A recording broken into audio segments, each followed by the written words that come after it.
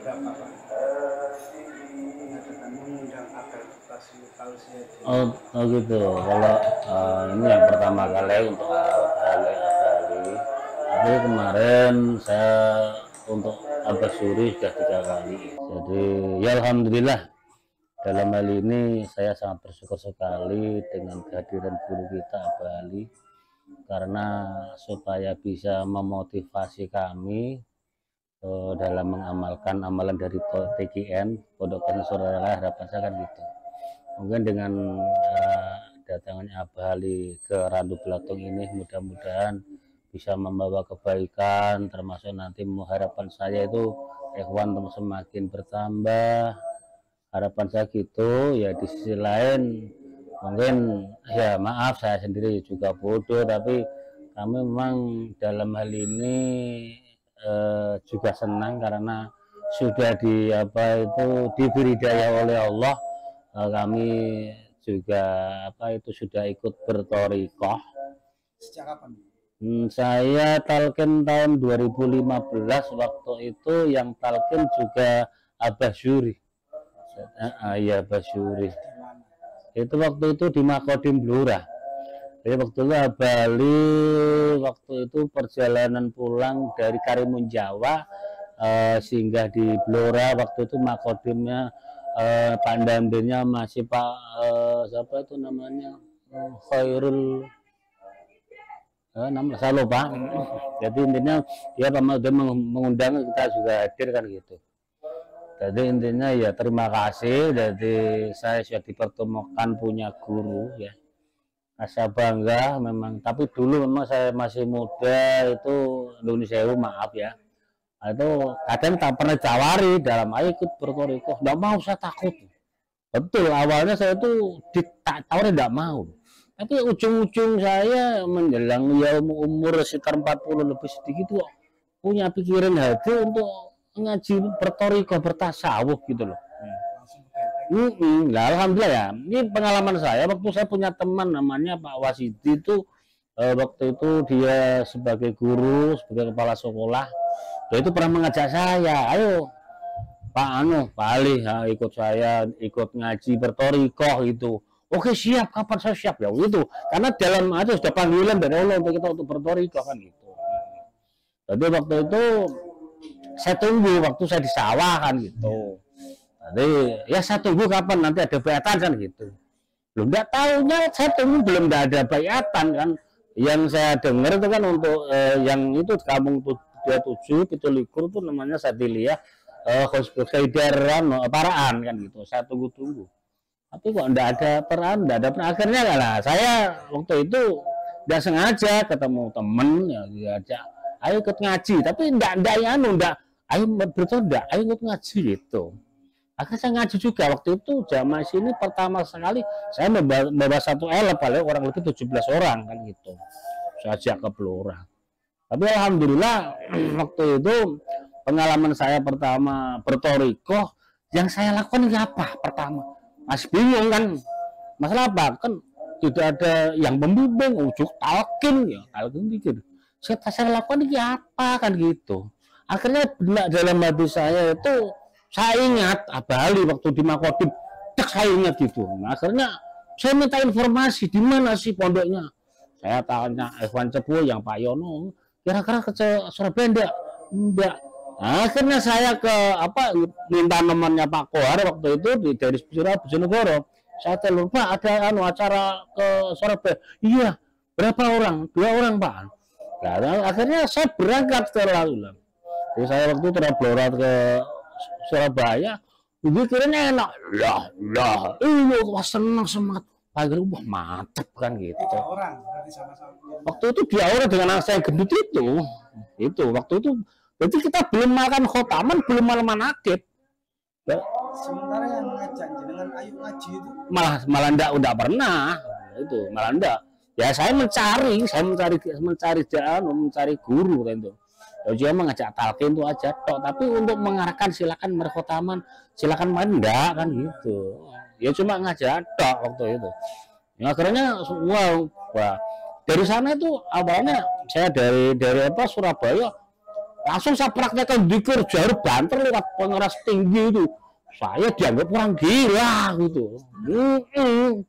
Akhirnya pakai pengeras itu gila kan. Wah, ya udah apa-apa. Tapi aku seneng la ilaha kan ada mahabbah dengan guru kan gitu waktu itu. Itu semua ya kan banyak kendala plus kayak mungkin wah nggak apa-apa. Memang tujuan saya enggak apa-apa, tapi alhamdulillah memang terus terang saya dakwah di sini kurang berkenan dalam arti ngajak-ngajak nih kok banyak orang enggak menerima. Akhirnya dari teman kita dong jaran alhamdulillah di sana malah kalau di sini sedikit, tapi yang ikhwan dong jaran banyak sana itu yang udah talqin mengamalkan gitu. Nah waktu itu enggak, pertama itu cuma kita khotamah dan jadi 2 orang kok. 1, 2 tambah 3. Iya di sini ya majelis ini. Kita undang 2, 3, alhamdulillah 4, 5 berkembang sampai sekarang kan tuh. Jadi prosesnya memang ya begitu lika-likunya kalau kita namanya ingin mencari ridhonya Allah kan memang nggak apa-apa gitu. Tapi saya tetap waktu saya bangga. Jadi alhamdulillah saya dalam apa itu kita juga senang ya punya guru yang suka bimbing kita. Kita juga karena lewat zikir, dengan buahnya zikir kita insya Allah akan diberi kesabaran oleh Allah. Dengan buahnya zikir kita bisa sedikit banyak kita tetap jadi orang sabar.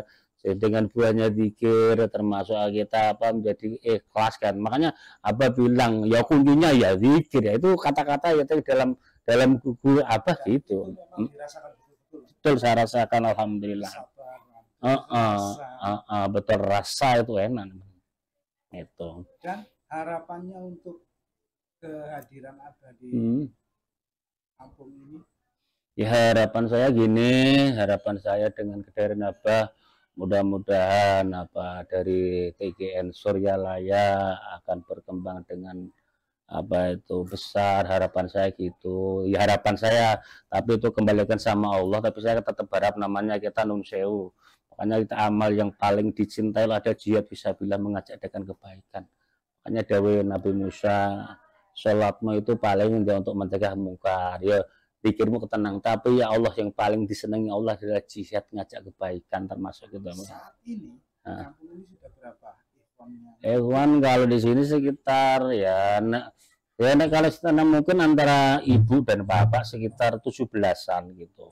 Iya. Yang ada berapa kira-kira?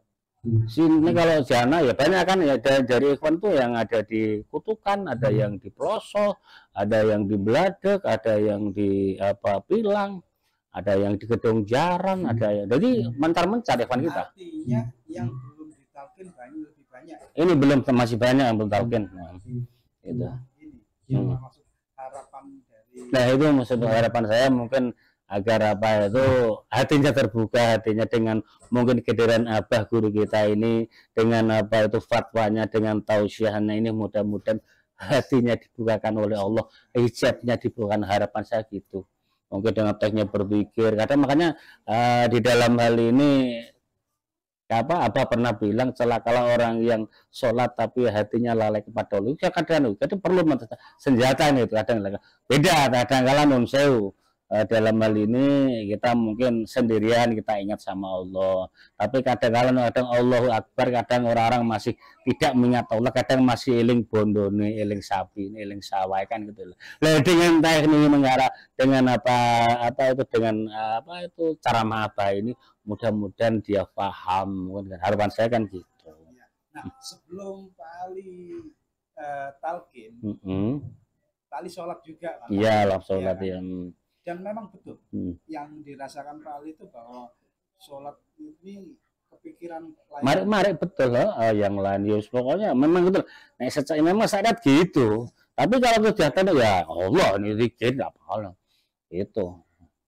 Gitu makanya ya nuwun sewu mana kaitannya ya kita tidak merayakan orang syariat, tidak memang ya makamnya itu, tapi palingan mungkin dengan keadaan memberikan tausiah dengan menceramah mungkin harapan gitulah cara pikir gini kadang-kadang kan gini itu pernah saya ngomong itu kaitannya mau nanti kalau kita kerja pikir nggak untuk tipak. Nah, ini kan belum paham orangnya. Padahal ini dikir kopinya kan gitu. Nah, yo ndak yo maklum, memang SDM-nya rendah, saya memaklumi lah. Tapi kalau memang SDM-nya rendah, mereka kan di sisi lain yang repot itu membawa ilmunya. Jadi selama ini Nun Sewu, orang yang membawa ilmunya itu hijabnya tertutup. Yang saya cermati itu, apalagi dari dunia pesantren dia secara saat itu pintar ngaji, tapi kita ajak ngomong ini dia rumah pintar. Nah, Indonesia ini, jadi gitu. Dia rumah pintar lah, yang menjadikan apa itu hijab tertutup selama saya cermati. Beda lain orang yang bodoh, dia ini pengen ngaji itu gini. Ya. Yang memang ikhwan kita Indonesia terus terang dalam syariat memang kurang. Tapi segi tawadhunya luar biasa. Pokoknya kita ngomong siap gitu. Kita apa grup siap gitu, memang gitu. Jadi kalau di sini kegiatannya malam Kamis rutinan, khotaman di manaqib gitu. Alhamdulillah istiqomah, harapan saya gitu sampai ya sampai roh kita itu diambil Allah, semoga kita diberi tatapan iman Allah, harapan saya gitu.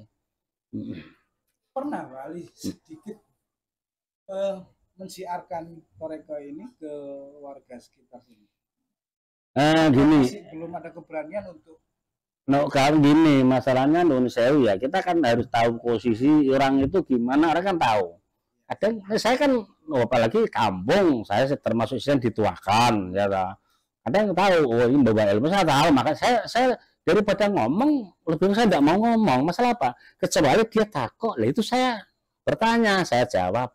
Dia kadang tidak berani, itu masalahnya. Kadang sudah rumongso aku pinter kok, saya sudah rumongso di pesantren kok, memang gitu. Iya kan, apalagi kan Indonesia maaf ya kadang-kadang, apalagi pengalaman wah dikira lama, ana ngamalkeun khotaman, ada mana kan Indonesia maaf. Nafsunya orang sekarang diajak itu agak males. Betul.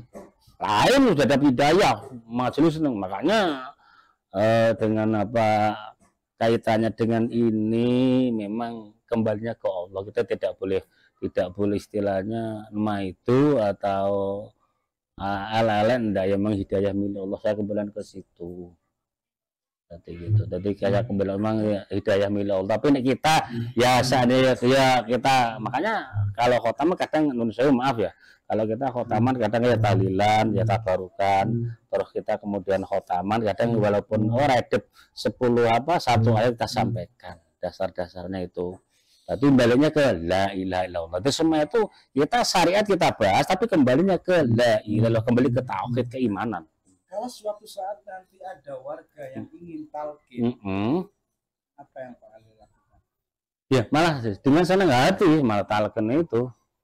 Makanya kadang-kadang gini ya, memang kita kan pernah bilang, sekarang yang talqin 1000 pengamal 1 udah bagus itu kan gitu. Tapi ya saya tidak pesimis ya, alhamdulillah dengan apa adanya itu kenyataannya ya secara alhamdulillah termasuk Randu Blong saya masih termasuk bagus ya. Itu bagi saya termasuk bagus, masalah kadang talqin banyak pengamal itu termasuk bagus ya. Gitu. Pak Ali nanti yang akan menalkin orang ini. Enak ya, yang aku enggak saya toh, saya enggak bakal tahu. Saya tanyakan apa yang Pak Ali lakukan jika nanti ada orang awam atau warga sekitar sini yang ingin bertoriko dan ingin ditalqin, apa yang Pak Ali lakukan? Apakah Pak Ali nanti mengantarkan ke benteng? Atau Pak Ali nanti mengantarkan ke wakil talqin terdekat? Nah, masalah itu nanti kita tergantung kembalinya ke hati masing-masing. Kalau memang ke benteng saya oke, saya siap antar. Kalau mungkin ke wakil talqin saya siap mengantar. Selama ini pernah saya tuh satu orang tuh saya kirim ke Cepu, Kang Yono, Ustadz Yono. 1 orang. Tapi alhamdulillah dia itu termasuk talqinnya belakang, tapi ngamalnya cepat. Saya dibuat saya boceng aja Pak Ali ya. Ya. Di dalam perjalanan belum sampai sana diuji oleh Allah banyak meletus.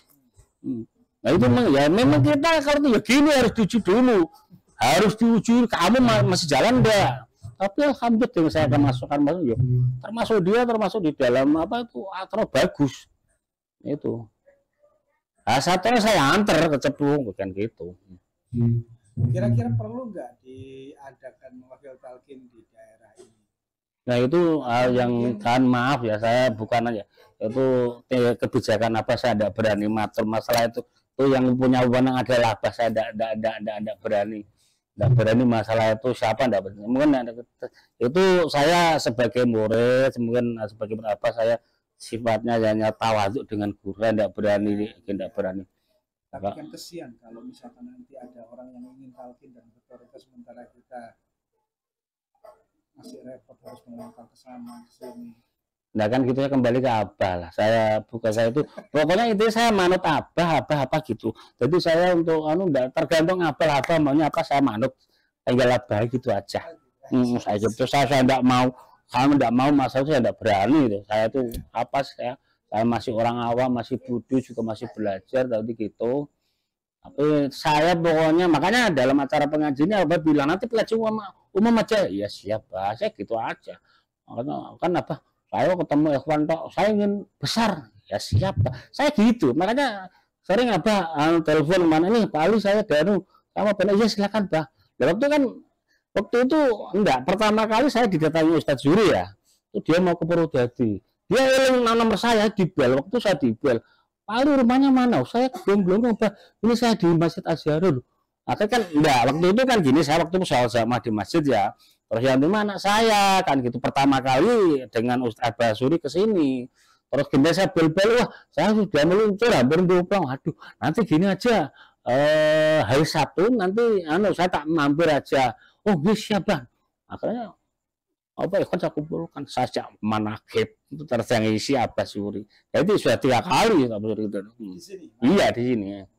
Itu saya tambah jadi pas itu, terus itu acara mana untuk kawan-kawan tok ya, tambah ada malah kemarin tuh gini ke depan, namanya Pak Lokman guru aliyah ma'arif itu ya, waktu itu saya jagong mantenan ya, istilah tenggene sedulur wedok saya itu kan, dia ngomong tanya sama saya, katanya itu kita orang dulu ya ada kan kok sinarnya sudah ada di atas kali kok kelihatan loh, asal dengar jauh loh, dia kan bapak juga pengamal, kalau enggak orang Kendal loh. Oh, ya monggo, langsung siapa kita hari Sabtu, waktu itu hari Rabu kita jagong, kalau enggak hari Rabu Kamis, kemudian silakan datang, nanti kita talqin. Alhamdulillah pas datang, alhamdulillah sampai sekarang dia Evan ya aktif orangnya gitu, namanya Pak Lokman tuh, dari guru aliyah ma'arif kan gitu. Nah dari pribadi Pak Ali sendiri, ada nggak Pak Ali yang rasakan di luar nalar setelah mengamalkan amaliyat ini? Maaf ya, sebenarnya memang kita harus yakin, ainul yakin hakul yakin. Kadang-kala maaf ya, mungkin itu termasuk kebutuhan guru kita, kadang-kala saya atau mama nakib tidak uang banyak sama sekali, tapi benar kita main di hari pagi nih, nanti malam mana ke taman tidak punya uang, ya alhamdulillah itu diberi jalan keluar Allah. Kemudian nyata nih iso undang ikhwan untuk khotaman mana, itulah kelebihannya sah, kelebihan apa tuh yang diberikan oleh guru kita lewat guru kita. Secara tetapi Allah bisa mendatangkan itu dengan kita. Betul. Itu saya yakin memang, alhamdulillah memang yang penting, makanya kan kuncinya yang penting jihad ikhlas karena Allah. Kita jangan punya embel-embel yang diwakan masalah. Yes, pokoknya wajib manut karo guru beres kayak gitu. Memang ini maaf, ini saya pengalaman pertama. Saya ngumpulkan ikhwan itu sebenarnya waktu itu dapat amanah dari Abah, waktu itu di Bojonegoro di Suku Waras. Waktu itu putri Abah, Mbak siapa itu yang itu KKN. Pertama itu yang dapat amanahnya itu. Waktu itu sebenarnya kan saya banyak masalah, mungkin saya kok bertorikoh banyak, kok nggak suka kan gitu loh sebenarnya. Saya yang ngomong gitu, nggak apa-apa itu proses kan gitu. Tolong ya hewannya dibimbing yang dirabu, itu saya dapat amanah dari balik gitu. Tolong hewannya dibimbing saya dapat amanah. Akhirnya kita ketemu 2 orang, 3 orang sampai sekarang alhamdulillah lumayan gitu. Dan itu awalnya saya terkumpul enggak, kita masalah yang penting kan sambil naraton sama guru awal tuh. Ya kan awalnya kan enggak malas, enggak percaya gitu kan. Awalnya kan gitu. Gimana? Waktu pertama kali dapat amanah. Oh gitu. Ya saya enggak cuma 1-2 orang paling. Iya, ya. Merasa terpaksa. Ya enggak terpaksa.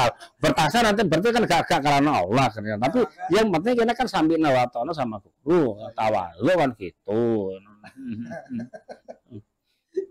Jadi ya itu pengalaman saya. Kadang kan gini dulu. Waktu saya pertawari kan gak pernah tak mau gue mandiri ngaji toriko kan gitu. Mau hati apa amalannya emang bener. Baru kita sudah loh. Kenapa kok yang nggak dulu kan gitu kan gitu. Jadi pengalaman saya gitu waktu itu tawari tidak mau. Apa toriko itu amalnya banyak kan ngono kan gitu. Maka dulu gitu ya. Iya memang. Waduh, kadang dikir terlalu panjang. Padahal wes rasanya apa? Itu nikmat sekali kita merasakan berzikir itu. Ya, pesan-pesan saya ya. Karena apa? Maaf ya. Dalam hal ini kita itu apalagi yang bertalqin harapan saya untuk segera melaksanakan apa yang diperintahkan guru kan gitu. Kadang-kadang mungkin ada yang talqin. Memang gini, selama ini saya cermati, kalau kita ditalqin tanpa ada yang membimbing, tidak ada ya majelis, saya yakin tidak akan berkembang untuk itu. Paling memang ada motivasi atau menjabati agar ada majelis itu yang intinya untuk mengumpulkan termasuk gitu. Tapi nun sewu bertalqin tidak diambil nun sewu, maaf tidak akan berhasil ini. Memang ada yang perlu, memang harus yang berkorban, menyampaikan, mengajak, ayo khotaman, ayo manakib, maaf ini. Jadi kadang-kadang nun sewu rumahnya jauh dengan kita, mungkin nun sewu ya mungkin hatinya pengen tapi kadang kendala. Wong saya ini iblis nyamping rasa melok khotaman lapolong turu aja kan gitu. Memang dikasih kesempatan oleh Allah untuk menggoda anak cucunya, tapi bener lah. Tapi kalau kita sudah memang di dalam hati sudah tertanam taufiknya, ya, saya yakin ya adalah Allah sudah mahabbah dengan cinta dengan majelis, insya Allah tetap ada semangat. Tapi ya maaf kalau mungkin terpaksa nun sewu ajakannya, mungkin cara penyampaiannya kun ayo ngaji toriko bersugih, kadang-kadang ngono bareng kan ada lah ini, makanya gitu. Jadi ya makanya yang penting kita niati illahi anta maksudi waridho pamat lubi atini mahabbataka gitu. Siap, terima kasih Pak Ali wawancaranya kali. Alhamdulillah, barakallah.